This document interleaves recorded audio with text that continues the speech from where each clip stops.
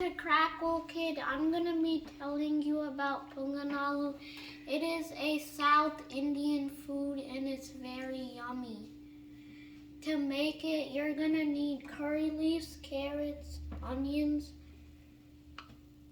coriander, carrots, onions, curry leaves, peppers, and idly batter. When you mix them both, you have to pour them in that type of mold.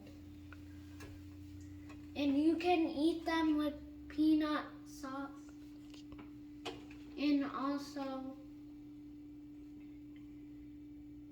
ginger sauce. You're going to dip it like this. It tastes good.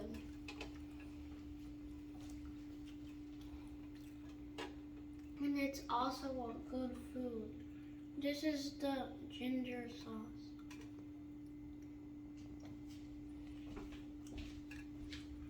It's good.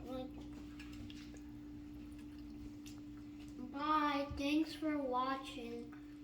Don't forget to like and subscribe.